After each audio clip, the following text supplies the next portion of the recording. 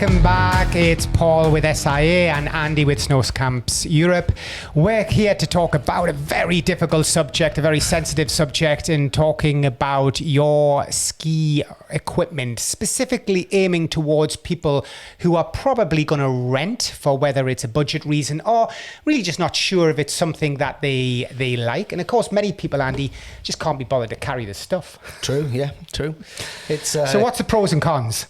Well, on that point that you've just said then about carrying the stuff, lugging a pair of ski boots and a pair of skis and all your luggage through an airport is a bit of a ball ache. So and can cost. Yeah, because you've got to pay to get your kit on the flight. But pros and cons of hiring. Obviously, if you are a first-time skier, then you would be foolish to go and buy all of the kit. You want to test it. You might not like the sport, let's say, although I find that hard to believe. But one of the biggest pitfalls I find is when people go into the hire shop and the first thing you do, you're gonna get your boots and they're gonna take your shoes off. They're gonna put you on a foot measuring device and they're gonna give you a boot that they want to fit, and that means that boot's probably going to be too big. It's going to be comfortable, but it's going to be too big. And what that means is you're going to waste a little bit of time, because once you get to ski school the next day, myself or Paul or whoever your teacher or coach is going to basically identify that boot's too big, send you back to the shop, and you're going to miss the first part of your first lesson. Andy's clearly got way too much faith in the average ski instructor. there will be some ski instructors. Yeah, the good ones. The good ones. Yeah. The idea is that the first thing we do with, let's say, we have 200, 300 students coming to train for a level 1, level 2 ski instructor course, is prioritizing. When we do our coordination, the first thing we're saying is look at the boot to all our coaches. We want to know day 1, minute 1, what's happening in that boot. Is it the right boot? Because otherwise, from that second on, everything's just a waste of time, really, if that boot's not correctly fitted. Yeah. Especially for the beginner, if it's your first ski lesson and you're given, your first ski holiday, and you're given a boot in the hire shop, you don't know how tight or how snug that boot is supposed to be. You're putting it on and you're going, oh, that fits, that's comfortable, that'll be great, I'm going to enjoy this. Yeah. The truth is, a ski boot isn't always that comfortable. They can be made comfortable when you buy them, but we're talking about renting. But they still shouldn't be painful. I mean, we're talking about a snug handshake, or what we don't want is people to think that the boot needs to be uncomfortable. It shouldn't be uncomfortable at that level, Andy. It should fit. But I would say 60, 70% of the time, the guy in the hire shop, his busiest day is a Saturday. He wants you in and out. And as long as you can get your foot in that boot and you don't complain it's too small, he's going to send you away with that boot. Which is other problem, isn't it? Because putting on a boot that's correct to your dimensions of your foot is not easy to get on your foot. You're peeling it apart, and that's when it's warm. Now, when it's cold, the boot outside, completely different. And don't make that mistake as a beginner of taking your boots along, if in your hands, for example, at minus 10, minus 15 degrees, get to the little ski slope and then try to put that boot on, because you're going to be very, very... It's not going to happen. It's not going to happen. No. You definitely put them on in the boot room in the hotel. Yeah. And again, for people who are on a first-time holiday, you don't normally get told this information until you're in resort and it's too late. It's too late. Yeah. And be aware that boots are not grippy like other trainers and things you might be wearing. So putting on the hotel's great bit of advice, because it means you're forced to move around in them to get to the ski resort, whether you're getting on a bus and getting off a bus, and you're doing lots of movement, which breaks the boot in.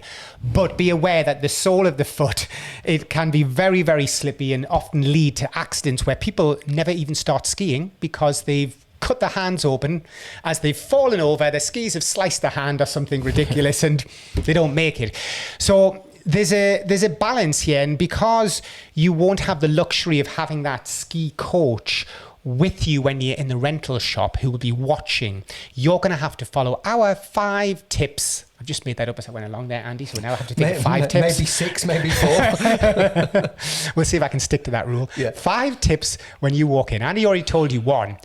Insist that they measure your foot. Don't let them ask. What they'll do is they'll go, what shoe size are you? And you'll go, I'm an 8 or an 8.5 or 42 if you're you. And they'll go, all right. And they'll grab a shoe. No, just say, measure my feet. Number 2, wear your ski socks. Number 2, wear your ski socks. And remember, Andy, how should those ski socks be? Your ski sock should fit your foot, but the thinner the sock, the better. Yeah, so the opposite of what you would think, and definitely never have hiking socks on. They're completely different hiking socks to a ski sock. A ski sock, you know, a lot of people, when I was first skiing way back, used to wear tights. It was quite common to wear tights. And you might think, oh, but my feet will get cold and all this sort of stuff. They will if you're wearing thick socks, probably. Never, ever wear two socks. No, they're going to rub, they're going to cause blisters. Just on the sock point, while we're there, and I'm going off on a little bit of a tangent. Andy's going to sell you something. We will get back to the 5 points. Is we did a Sunday ski cast with a sock expert. All right. It was the most. Right. It was the most viewed ski cast, right, and the one that we got the most interaction in. And everybody said they had no idea how important socks were and how much went into the making of a sock and the science behind socks. So yeah, check it out if you're interested in socks. But point number 3. Well, hang on, no, the sock. Just so you know what sock I wear, because that's probably the question. And people are going to say, well, surely if that guy wears the sock, it's going to be right. And I'm not sponsored by anybody. What sock? That wasn't a sponsor. That wasn't a sponsorship. I've never worn his socks. But what socks are you wearing, Paul? Well, actually, I have moved from Falkel, you know, the Austrian or German brand, is it? And now I tend to favour the boot dock sock because it's got like a compression and it's got different newtons of compression. So it's really thin and it's got a slight compression to it. So because I do a lot of ski touring, I find a lot of socks slip. And they'll sort of burn your feet. Yeah. So a sock that's like a tight, actually, it's a bit like a tight. And you can get different levels of compression to that sock as well, which could be beneficial for those who get, you know, bad calves from skiing and stiff calves. So I work with them. Now, okay, I do get the equipment free. I do probably need to say that. But I do find them very good, in fairness. So I don't know which sock you're talking about, but I was talking about I wasn't talking about a specific sock. This was a sock designer who designed socks for multiple brands, and it was about what goes into a sock. It was the technology of socks, and expect to pay a premium for a good sock. You know, if you're getting socks 2 for $9.99, then forget it. Yeah, unfortunately, you know, do you want to spend €1,000 on a holiday and skimp on a pair of socks? That's actually, as Andy's pointed out, is quite important. Yeah. So we agree. So point number 3, did you have something in mind? I did point number 2. Did you? All right. So we've tackled. I'll do point number 3 if you want to do point number 3. Okay. So we've done measure your foot. We've done the correct sock, a nice thin sock. Then take your time. Don't be rushed in the shop. The guy's going to want you in and out, but you're on holiday. It's important that your boot is going to fit. So take your time trying on the boot. Yeah. Take your time. Don't be rushed. Number 4 would be, how should the boot fit? And that's the difficult one. Very important that you make no comment until the boot's done up. If the boot's not done up, you won't know if it fits. So as it goes on your foot and it's obviously open, it's going to feel too small because your toe will naturally slide forwards and you're going to feel the big toe sort of pushing a little bit at the front of the plastic of the boot of you. Now, at that point, you need to have the boot done up and tap your sort of heel back aggressively on the ground. And this will knock naturally your foot back a little bit as he's tightening it up. Make sure the power band's done up as well. From that point, you've got 2 feet, not 1. Make sure you put on, it's quite funny when I see people hobbling around with like just one ski boot and the other is just in their bare feet, you know, it's like, what they're doing, you know, like put both boots on. Then flex, not your guns, but flex your ankle back and forward. Have a feeling of what it feels like as you dorsiflex and you push into the front of the boot. Do you feel that your big toe now is not actually connecting to the front of the plastic? And it will happen that. It'll make you feel like at the start it was really crampy, but as you flexed forward, it suddenly had space that didn't seem to be there before. Hey, bingo. You're looking good that way. Yeah, you probably got a boot that fits. Well, you've got a length that fits. Yeah. Because the problem is there's a leister. There's a I don't know what the word is in English now. Last. So and it's now it works. The boot manufacturers have, in the last 10 years, have really identified that, people don't just have one type of foot, narrow. Yeah. They actually have fat and fleshy feet. People always say as you get into your 40s, your feet expand. They get fatter and thicker, if you like. And this width of your foot, especially if you're flat-footed, you pronate, you supinate a bit, you're going to have to be aware of that. That's going to make your foot expand at the front more than someone else. Or if you have a very narrow ankle, your calcaneus, and leading up to the gastrocs and your calves is fairly narrow. A lot of boots are wide at the back, and that's going to be a big issue if you don't feel like you're getting pinched a little bit with the heel, and the heel's being held down. Now, the tip with the heel being held down is a weird one, because I see people in the shop sort of like going, I can lift my heel up and down. Yeah. It's like, of course you can if you're doing that, if you're springing up and down. But if you're pinned into a binding, and when we talk about on our ski analysis websites and stuff, when we're talking about online coaching and analysis, one of the things we talk about a lot with skis is that you really want to be like sucking down onto the ski. You want to be skiing on your skis like there's no bindings, like you're having to sort of like suck yourself to the ski rather than lift yourself off the ski. And we'll go on to this when we start talking about technique. But therefore, this lifting of the heel thing, it's probably going to be present in almost all boots if you force yourself, lever yourself from the toes to lift your heel up. Now, okay, if you're jumping up by an inch, 2 inches, whatever, there's something not right. It's not holding you down. But don't get over the top with this, I can lift my heel up at the back thing. Have a look, I suppose, at the buckles. Make sure that there's excess movement where you can still adjust them. Be aware that 99% of good boots nowadays have micro adjustments. Yep. Most people don't realize that you don't just need to step up one notch. There's a turning device that allow you to step up in, fractions of a millimeter to make comfort fit. The important buckles, there should be normally 4. Okay, and be aware of those sort of 2 center buckles that are really going to be holding you in position. And if it's painful in the shop, it'll be painful on the slopes. Yeah, for sure. So that was point 4. Yeah. Point 5 is, if it's painful in the shop, it'll be painful on the slopes. And it's true. It's like, think about it. You're in a shop that's probably 20 plus degrees, usually too hot. The plastic's going to be soft. Yep. They've been sitting there overnight anyway, at least. So they're fairly manipulative boots. You can mold them and move them around relatively easy. And -10 at 2,000 meters, the boot's going to change. It's going to make you feel like RoboCop. So you have to be aware that if there's what you're looking for is Druckstelle, they call it, like a pressure point, like somewhere where it's digging in. That's not good. That's not going to go away magically. If that's there now, problem. Yeah. And what Andy said in point number 2, take your time. Reason being, because the burning sensation that's often associated with the first problem of cramping of the feet tends to show up after about 10 minutes.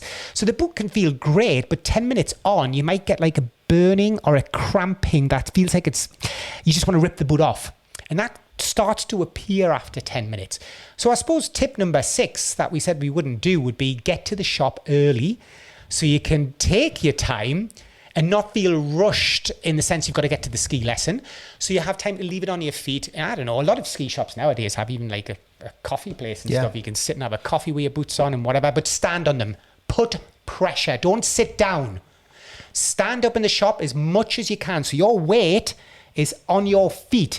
And if it's cramping, you'll know, because honestly, I've experienced it before. I remember buying, I remember being given a pair of Fisher boots to try out. And they were obviously a good boot, but unfortunately they didn't have, they weren't adapted to my feet as such, because I was just testing them out. They didn't have a footbed or anything.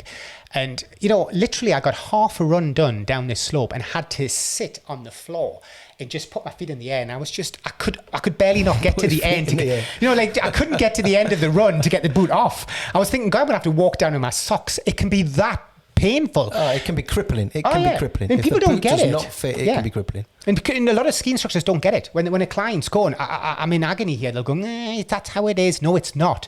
It is not. You're not paying 1,500 euros or $3,000 for a ski holiday to come and be in cramp. Yeah.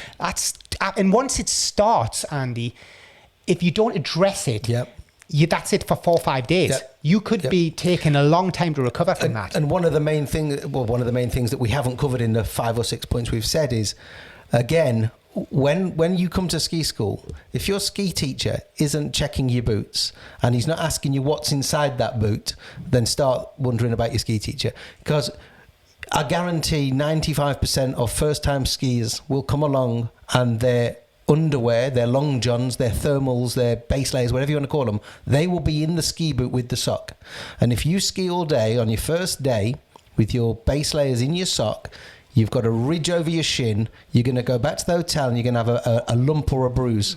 And if that happens on day 1, that is there for day 2, 3, 4, 5 and 6 of your holiday, and you are going to be in a lot of pain.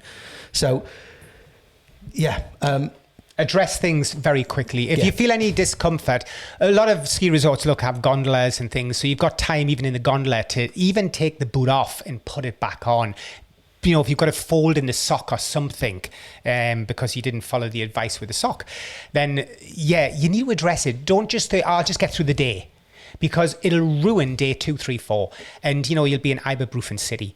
And you don't want to be down that road. You want to be comfortable. So addressing issues is really priority. And look, on a subject like this, we could spend hours talking about it. So we want to condense it so that the first-time skier, or even a middle-level skier who still hasn't committed yet to buying equipment, has some idea as they go from resort to resort. Do not just look online and think, I'm going to wherever it is, that's the cheapest deal. No.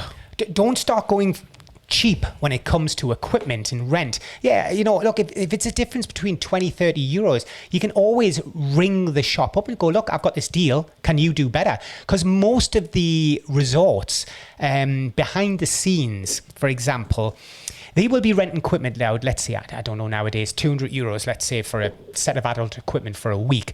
But there'll be certain hotels that are connected to that shop that will get up to 40% discount for their guests. So if they're willing to give 40% to that hotel's guests, if you contact them and go, they're going to give it to you. They're going to give it to you because it's a competitive industry and it's a profitable industry rental. They just need to rent them skis out once and they're already quids in. So be aware of that you're in a good bargaining position. So don't look for Joe Blogg's ski hire that's online and he's got this discount, that discount, and you're running all the way around town to try and get it. And I think rent cheap, rent twice. Yeah. Because you'll only end up taking it back and going somewhere else. So let's just recap the points, Paul. What was point 1? Point 1 was measure your feet. Okay. We definitely want them to measure them. Even though you know your size, you know you're a 9, but do you know if an 8 is a 25 in ski boots or a 26 in ski boots? Do you know the difference between 25 and 26? No, you don't. You don't need to know that today on this podcast, but we will address more accurately what all these things mean. So that was point 1. Yeah, point 2 was your sock. Make sure your sock fits and it should be a thin sock and only wear one pair of socks. Yeah. Point 3 was to be patient, to make sure that you're not rushed in any way, that you feel that you have the time to stand on the boot, to really let it sink, let your weight sink down and start to feel if there's any discomfort. If you're the type of person who tends to collapse in, the knees tend to collapse in and you lean down, you might have issues because in rental boots, there are no footbeds being set up. They're just the manufacturer's footbeds. Now, I will talk in some time in the future about footbeds because I'm not a fan of footbeds because I'm a barefoot person and I tend to avoid them, but there are reasons for them and good reasons sometimes, but they don't have in normal rental boots any type of specially developed foot bed for people who pronate, supinate, etc. So it's one size fits all almost, yeah? Yeah, pretty much. So what was point 4? Point 4, I think we got onto the actual length of this toe pushing at the front and how it should feel. And really that's what it's about, how it should feel. And you can't, as an advanced skier, you can tell them all these things and say, look, it's a snug handshake. It's a feeling of, what you don't want is, as you bend forward on the shaft of the boot, you don't want God, shitloads of space at the back of the boot then showing because the shaft's just not moving with you. The cuff of the boot wants to fit the circumference of your gastrocs and your calves as you're going up. So this is the issue that you often see. There's a lot of space up here, for example. The heel, you know, that I said needs to be pinned lower down at the soleus. We want to have a feeling that we're holding and we're clamped in. And then the other things that I would say I feel in a ski boot is restrictive. You're going to feel a bit restrictive to move, but you shouldn't. So what you've got to do is get around them restrictions and realize that actually, this is stiff plastic, like being in your foot's in a plaster or something. But you can actually manipulate and move. Feel what it's like to move onto the big toe, the little toe edge. Feel what it's like to swing back and forward. I tell people to just get a feel of how much flex the boot's got by standing on one leg. So now the weight's all on one leg and just seeing what it feels like. Do you feel as you push into the shaft of the boot that it pushes your hips backwards? Or do you feel you can push into the shaft and your hips can still drive down in a line? Or are you feeling that you're bouncing off the shaft because it's too stiff, for example? So feeling wise, anything to add on feelings? As we said earlier, if there is anything that is niggling, nip it in the bud on the first day, ideally in the first morning. Do not be afraid to go back to the hire shop and tell them you want a bigger, a smaller, a different boot. They will have different brands of boots, so they have different fits of boots. But yeah, go back and you're the customer. You've paid for a product that you're going to use for the week, and that needs to be the right product for you, for your foot, for your comfort, for you learning to ski. Yeah, absolutely. And that brings us on to the rounding this off really of saying rent or buy. Well, we're basically there, aren't we? We generally would advise people to rent if it's their first time on snow. There really is no reason to be forking out.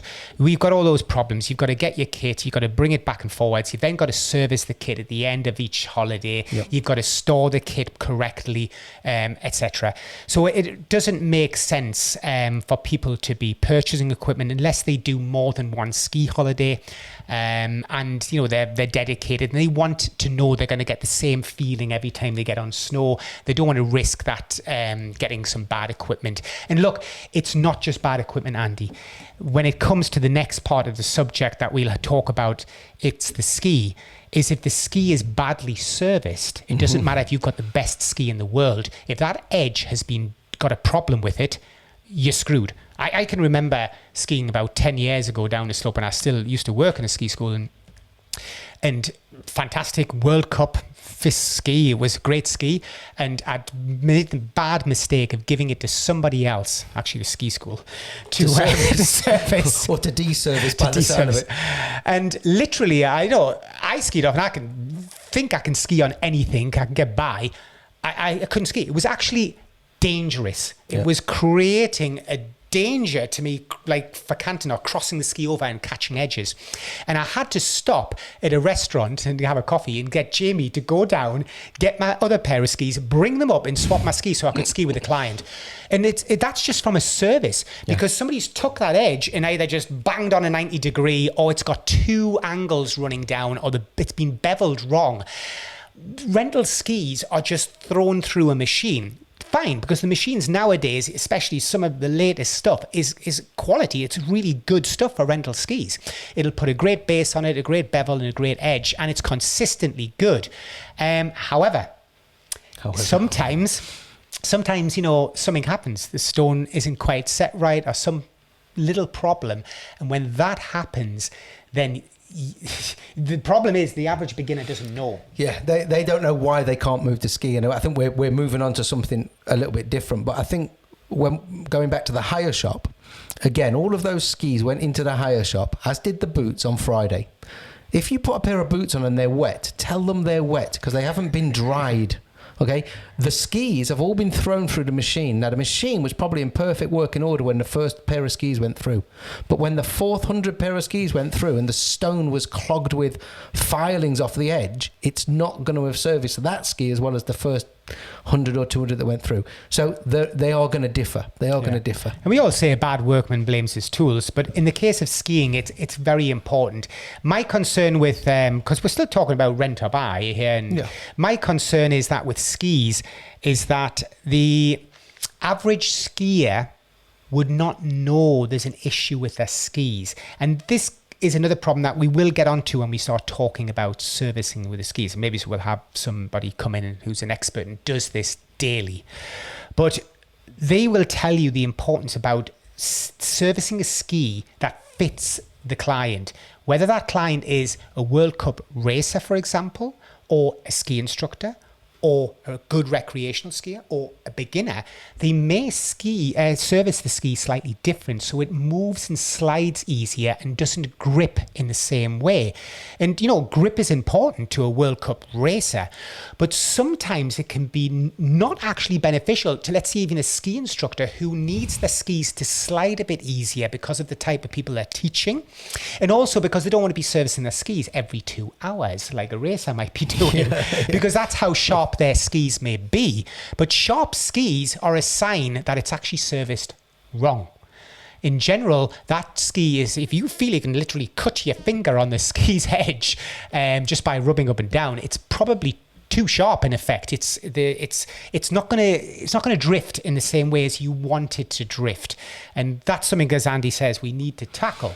I think another thing which is worth saying within this podcast is, and this will be another podcast in itself, and this goes back to how good is your ski teacher.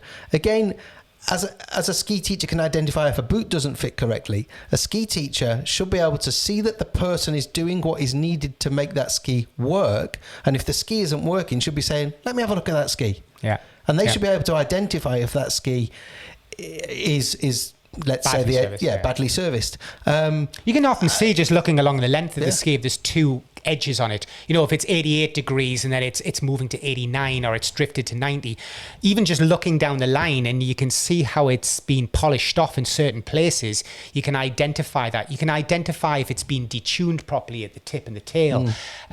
You can see if the base of the ski is actually sunk or something. And this comes back to storage. You know, people store their skis in the garage for 9, 10, 11, 12 months, and then they don't realize that what's happened is the ski's sunk and the edge is now sitting too high, and the ski's basically on rails. It's on rails. It like needs a to be train track. We can may as well throw it away. Yeah. So this is the issue that we can get onto as well.